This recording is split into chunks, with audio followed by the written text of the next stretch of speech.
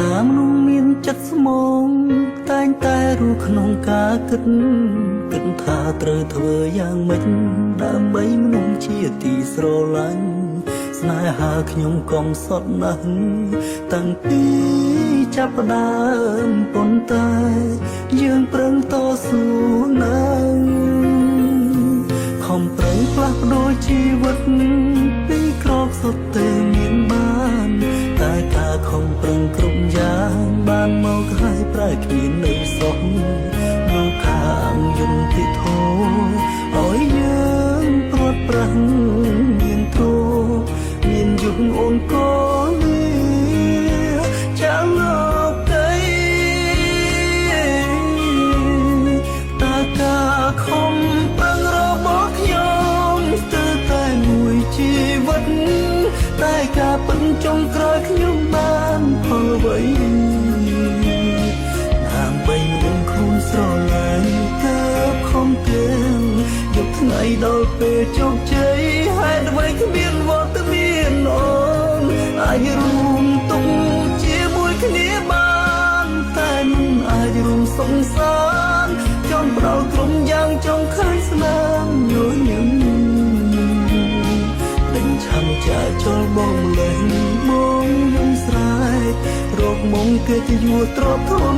អ្នកជួយខ្ញុំឡើងបាន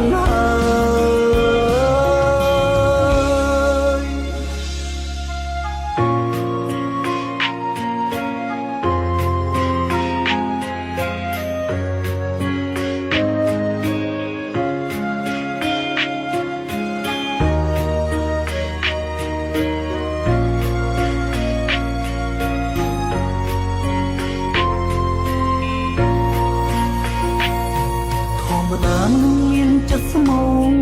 តែងតែรู้ក្នុងការគិតថាត្រូវធ្វើយ៉ាងម៉េចដើម្បីមនុស្សជាទីស្រឡាញ់ស្នេហាខ្ញុំកំសត់ណាស់តាំងពីចាប់ផ្ដើមប៉ុន្តែយើងប្រឹងតស៊ូណាស់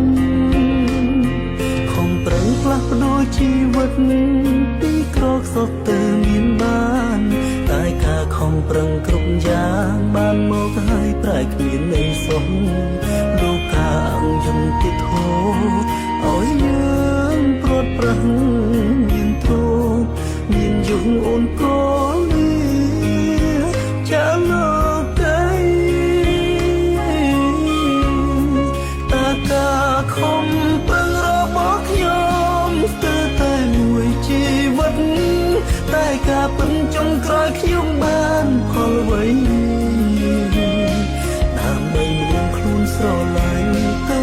ខំទាំងយកថ្ងៃដល់ពេលជោគជ័យហេតុអ្វីគ្មានវត្តមានអូនអាចរួមទុក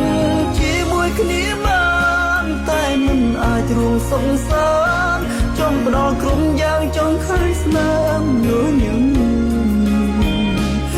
ឆាំចាចូលបងលេងមកយំស្រែករកមកគេទៅយួរទ្រពធនអ្នកជួយខ្ញុំលែងបានហើយគេទៅយួរទ្រពធនអ្នកលែងមានន័យទៀត